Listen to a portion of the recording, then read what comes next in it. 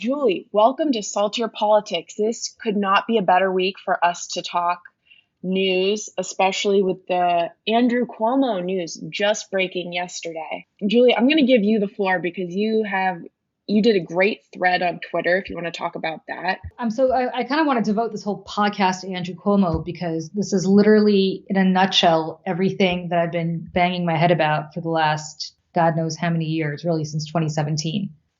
I have said consistently when it comes to my own personal experience that, and I've heard from a lot of other women who would agree with me. I don't want to say this as a blanket statement for a lot of women because I don't know, but I do want to say that from my own experience and from the vast majority of experiences that I've had women share with me that this applies.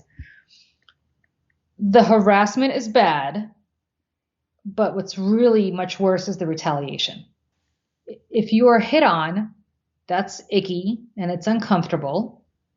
Or if somebody calls you a really bad word, or if somebody treats you in a kind of toxic way, that's really bad. But it's when you say no, or you push back, and then you're retaliated against, when it gets off the hook insane and awful, right? This whole Cuomo report, and I read every single word of it. It's about 186 pages, I think, and I strongly urge, I know it's a lot, but I strongly urge everybody who has the time to do it to read it, because it's just, nothing I'm going to say is going to do justice to reading the words of the women themselves. And the report is mostly the words of the women themselves and Andrew Cuomo's words and the words of his staff as well. So I don't want to say it's just the women's words. It's obviously taking into account both sides of the issue.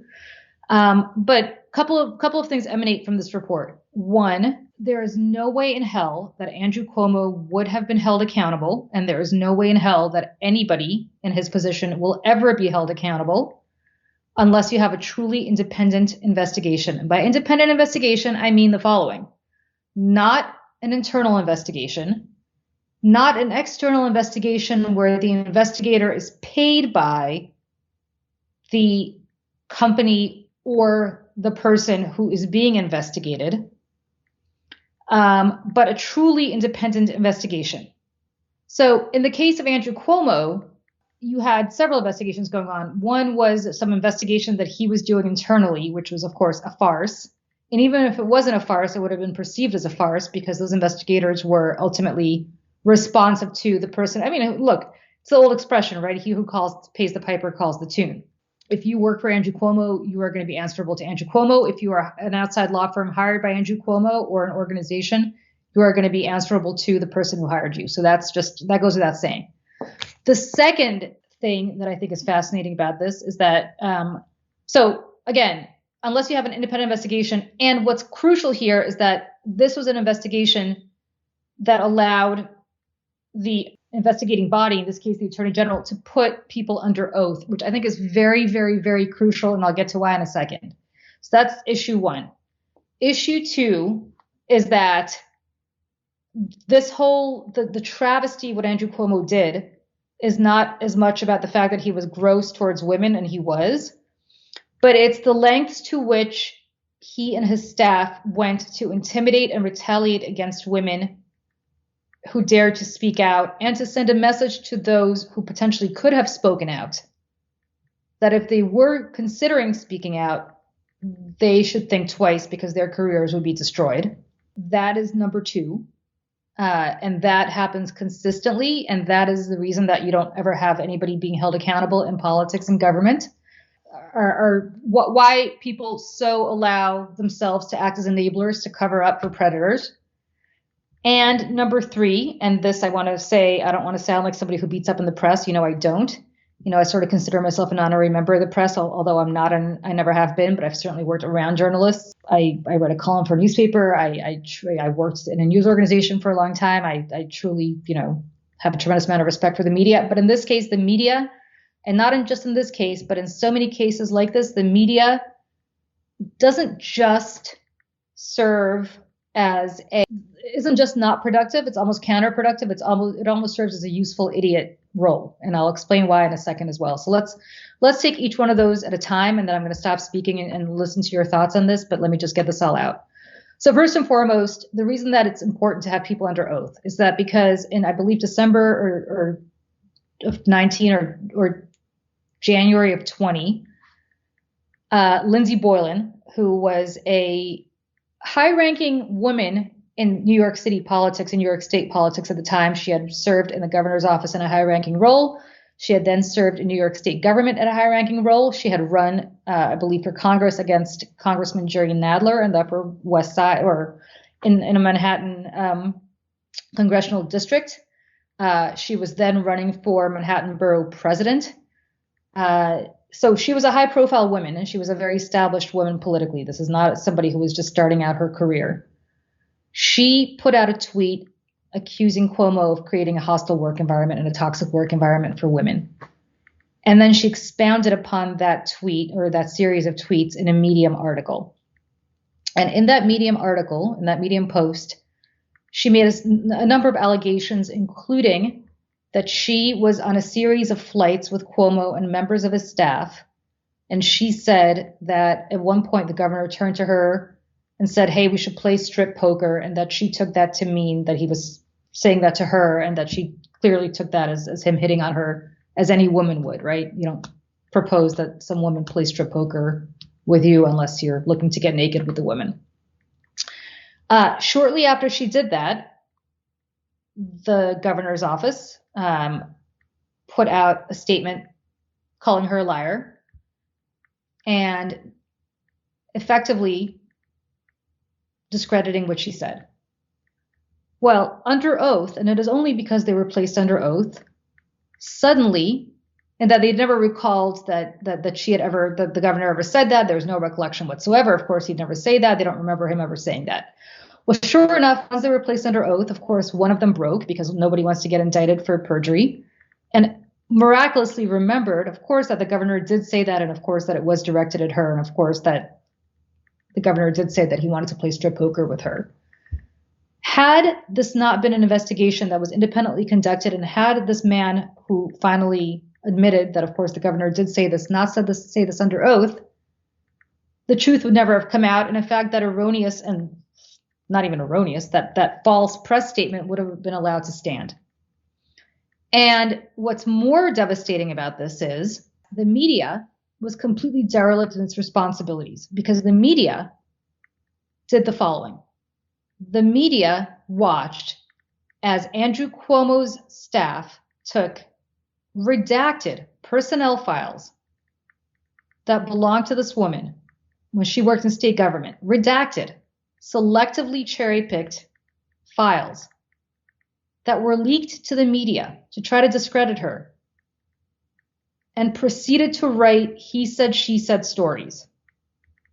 The purpose for Andrew Cuomo to do that was not just to discredit Lindsey Boylan, but it was to say to other women, none of whom were as powerful as Lindsey Boylan, none of whom had the profile that Lindsey Boylan had, that if any of you ever dare to speak up, if any of you think about coming forward, the same will be done to you. Your careers will be over. And the one thread that runs through all 186 or so pages of this report is the deep fear that each of these women had about their careers being destroyed if they came forward. In fact, a lot of them did not want to come forward and only were forced to come forward because they were effectively subpoenaed and were under oath.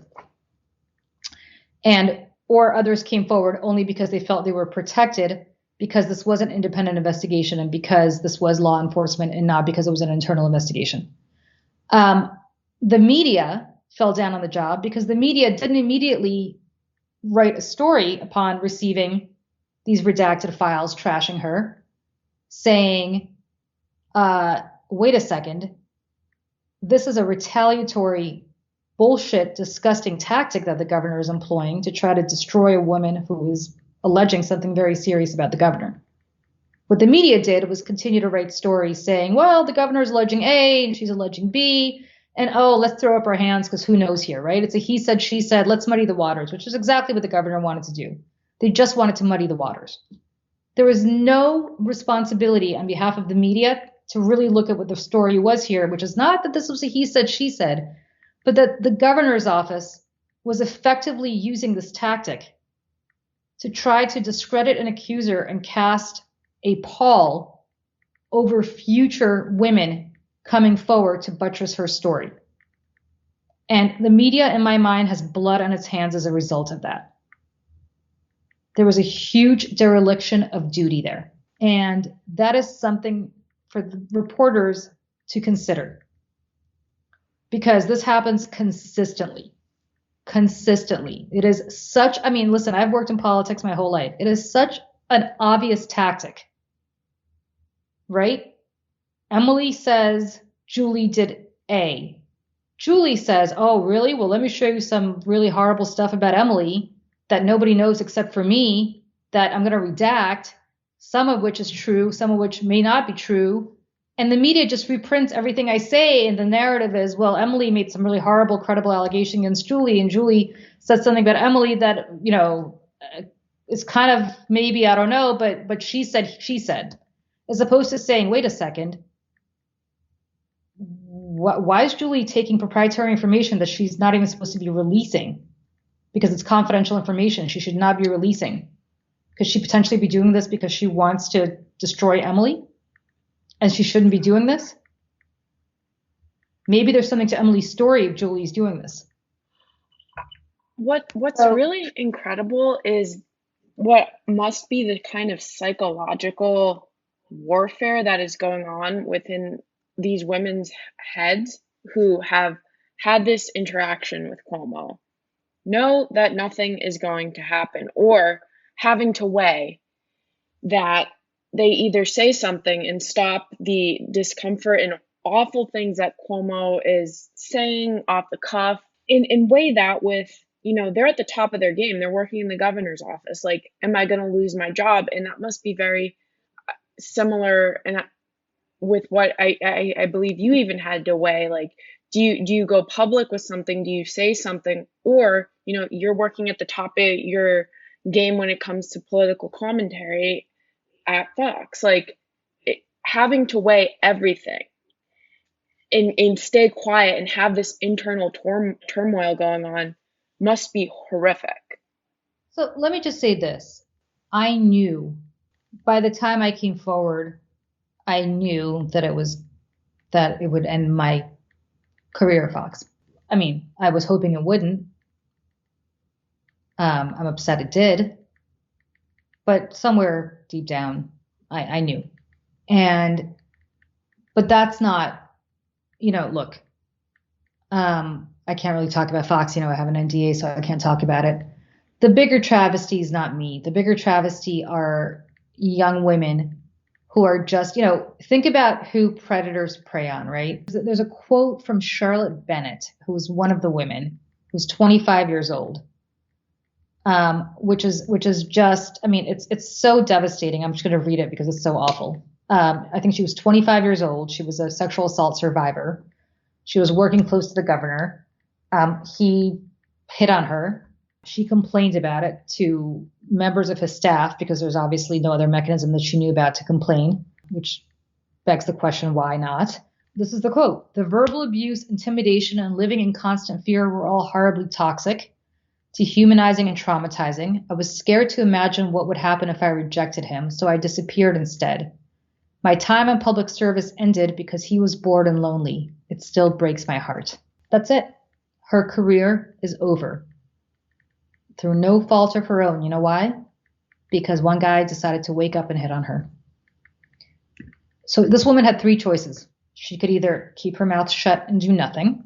Well, I guess she had three choices. One is she could acquiesce and I guess sleep with him, which is dehumanizing to protect her career. Two, she could just shut up and do nothing, in which case he could still continue to retaliate against her for doing nothing. Or three, she could have complained as she did and she's out of public service. There are no good answers here. None. I would like to hear also your reaction to Cuomo's press conference yesterday, because his argument, to sum it up, I'm Italian. It's what we do. As an Italian, no, it's not. No. What was your reaction to that display? It's over. And my reaction to that is I have been around politicians long enough to know that this is where Andrew Cuomo is right now. There is nobody left in his circle who is speaking truth to power, and there has not been anybody in his inner circle who's been speaking truth to power to him probably for many years. What is left for Andrew Cuomo are people who are true believers in Andrew Cuomo and who believe that his political instincts are always correct, or who understand that saying no to Andrew Cuomo will get them thrown out of his inner circle or inner sanctum.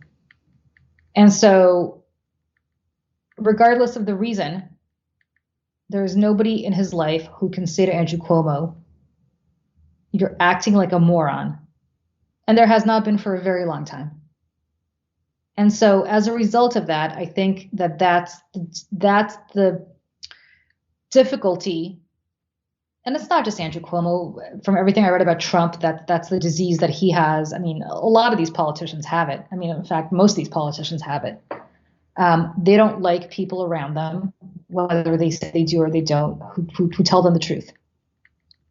And when you do, you get kicked out of the inner circle, or, their attitude is, well, if you were so smart, why aren't you sitting in the governor's chair? Why are you here? And why aren't you in my seat? Of course, Andrew Cuomo's saying what he's saying. And because there's nobody there to say to him, are you crazy? I mean, look, Andrew Cuomo didn't sit there and put together that reel of Bill Clinton, of Barack Obama. Oh my God. And George Bush hugging hurricane survivors. Somebody must have done that for him, right? That is a bold move. But I mean, think about it. Like, there's staff out there who's like, he said to them, hey, find pictures of Barack Obama and George Bush hugging people. And they're like, that's a great idea, Gov. We'll do that. Let's pull pictures of George Bush hugging people. I don't know where that was, after a hurricane or 9/11. I don't know where that was. And let's pull pictures of Barack Obama hugging people after Sandy Hook, or I don't even know where that picture came from either. But I mean, really, he's just got to go. It's over. I mean, it's over. I will say this. This is a Democratic state with a Democratic attorney general who just conducted a scathing investigation, and he's about to be impeached by a Democratic legislature and convicted by a Democratic state assembly and convicted by a Democratic Senate if he doesn't resign, right? That's a foregone conclusion, I think. The entire congressional delegation, overwhelmingly Democratic, and the 2 Democratic senators here have called on him to resign. Contrast that with the Republican Party. Mm-hmm. Matt Gaetz is still in the Republican caucus.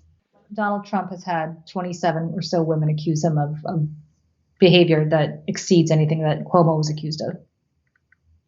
Can you imagine any kind of independent investigation launched by an attorney general, a Republican attorney general, into him? I guess, how do you stop then? Because what you see a lot on Twitter and is a lot of Democrats and then Republicans saying, the Democrats are just like this cancel culture. Well, because, for example, like Al Franken was out, and at the same time the Republicans are not keeping Trump. Gaetz are not doing anything. Matt Gaetz, yeah. I mean, listen, Al Franken was out without any kind of investigation. Mm-hmm. Al Franken was just pushed out without any kind of investigation. Whereas this was a thorough investigation where every single one of these women was found to be credible. And if you read the testimony from Cuomo and his aides, I mean, you don't have to believe, his own aides contradict his behavior, their own testimony. Not their own testimony. His own aides contradict what they had previously said publicly. That's what's so fascinating. You put people under oath, and suddenly things that they said publicly in the press turn out to be totally false. So also, though, what is a way to really, I guess, combat this? You can't have these internal investigations, because even just local government, if you're a city commissioner, you appoint people on the board. So it's people who support you are already within the government. So what is the infrastructure that needs to be put in place to ensure that this happens again with someone else, that people are safe? You need an independent investigative body to do this. What that looks like, I don't know. but you do need an independent investigative body to do this. In New Jersey, for example, there's legislation right now to create an independent investigative body under the auspices of their Election Law Enforcement Commission, which right now currently regulates campaign finance to basically investigate these kinds of complaints. And because the Attorney General in New Jersey, for example, is appointed by the governor, so there's no way that could be an independent investigation. Mm-hmm. But it does speak to the fact that you do need some sort of independent investigative body. Right. And critically with subpoena power. Okay. Because without subpoena power, they will continue to lie.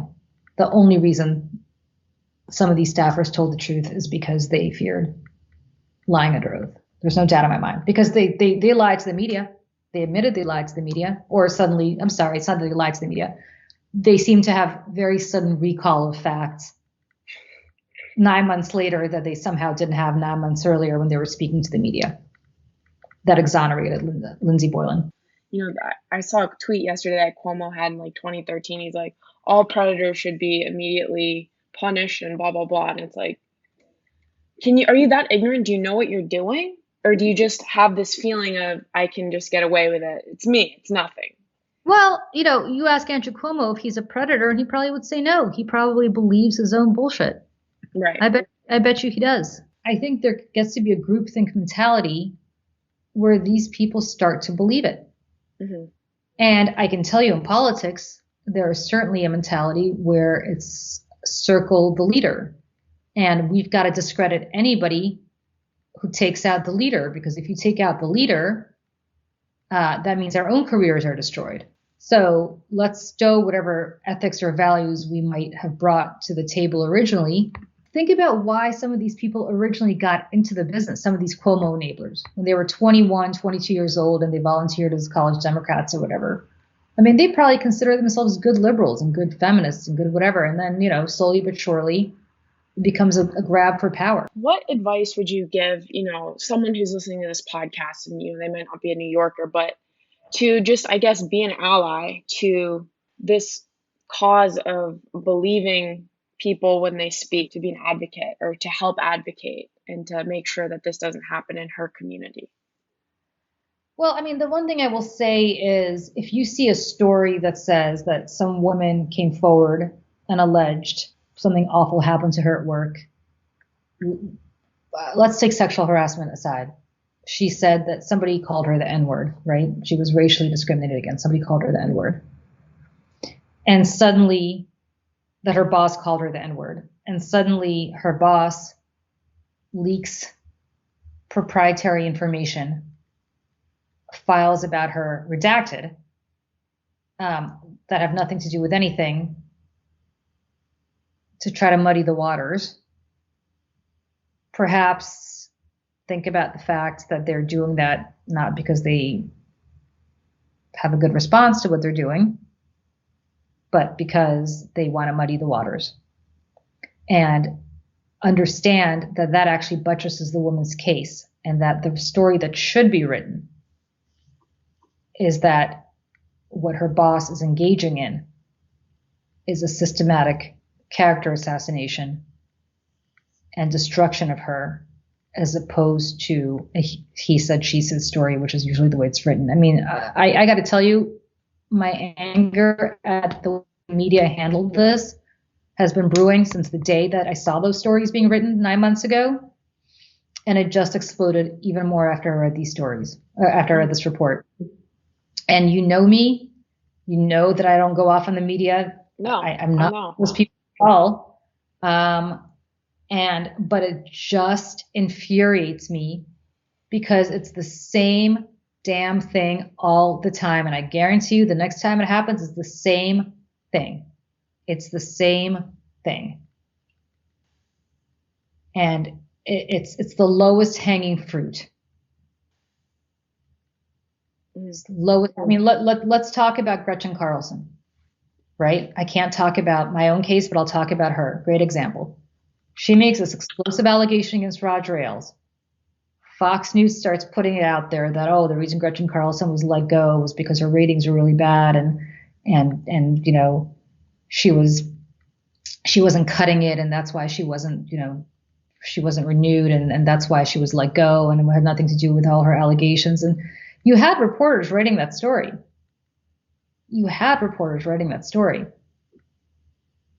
As opposed to saying, oh my God, this woman just has an incredible allegation that she put out there.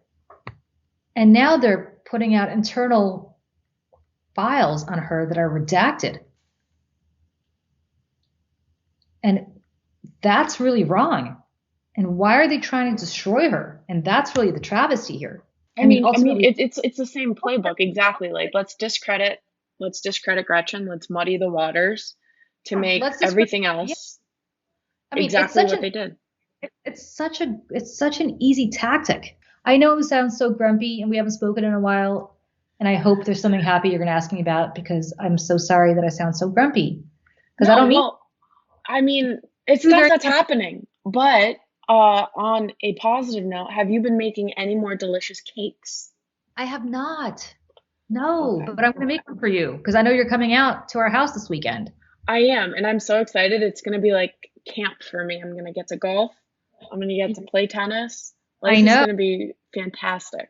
All with a 9-year-old. I'm going to drink while you do that. But I know, but you're gonna come to the country club and golf and play tennis, which is nice because I belong to this country club, and I'm not a country club person at all, as I think you know. Nor do I golf or play tennis, but I have a 9-year-old who does. So that's why we belong to it. So I'm just gonna sit there and watch you guys do it. I mean, he says he wants to live in Florida. I mean, within a couple of years, he's gonna be embodying the Florida lifestyle with the tennis, the golf. Now he's into squash. I don't know if I told you that. Now he's into squash. That's his new thing. I mean, he might as well just get a house in Florida at this point. He's not just obsessed with Florida. He's obsessed with the most Florida part of Florida, Boca. I mean, as I always joked, I gave birth to an 80-year-old Jewish man, and yes, he's training. He's training to retire to Florida. Exactly. At the age of 9. So I'm super excited for our weekend. I will make you a cake. Which I haven't done in a long time, because the cake has added up after a year and a half of COVID. I was like, I gotta stop making the cakes, because all of a sudden I don't fit into any of my clothes anymore. I prefer tahini or cream cheese frosting. I'm gonna make you the tahini cake, because I haven't made that in a long time, and I know how much you like it. So I'm gonna make it. I'm gonna try to bring it out there. I'm gonna have to figure out how to transport it. But I'm actually excited because I'm having a little mini high school reunion at my house on Friday night here in the city. And one of the people coming is my friend Chris, who I haven't seen since high school. It's been literally 30 years. And he lives out in San Diego, and he's an architect. And every time I post my tahini cake on Facebook, he always makes really smart but very hilarious architect jokes about how pathetic it looks from an architectural standpoint. So I'm going to actually make the tahini cake for him, which I'm sure he's going to have one piece of. It will transcend his architectural brain and go right into his taste buds and just be a game changer. Exactly. So I'm going to let him have one piece of it, and then I will not let him have any more out of spite, and you can have the rest of it. Last question. Speaking of high school, I don't know if you did the most likely to, but if you didn't have a most likely to, what would have been your most likely to in high school? Oh, I don't know. We didn't have a most likely to. Did you guys? We did. What were you? I was voted most likely to succeed. Oh, really? I was. But what would you have been? I don't know. I should ask people that on Friday. I think you should take that poll and then reveal it next pod. But I think it's pretty. I think it would be kind of tainted by what I turned most likely in high school. I don't. Yeah, because I feel like you had an edge, so it might not be. My thing in high school was like, I'll never be as cool ever in my life as I was in high school, because I went to high school in Princeton, New Jersey, and I was a senior, and I was dating a senior in high school, and I was dating a guy who was a sophomore at Princeton University. So as you can imagine, there's nothing street cred. There's nothing in the world that gives you more cred than being a townie and dating a guy who lives on campus, and not just a freshman, but a sophomore, which really makes you like have cred. Who I also, by sheer coincidence, it's been like reunion summer. I just actually, he's in the city. So I just had lunch with him also. The first time in a very long time. It was great to catch up with him too. But what's interesting about that is that was like my high school, that was my senior year. So I've probably been most likely to be awesome back then because of my awesome street cred, which it's all been downhill ever since. As I said, I've never been as cool as I was back when I was 17 or 18, but that was a pretty 1991. Let me tell you something. I rocked 1991 based on that alone.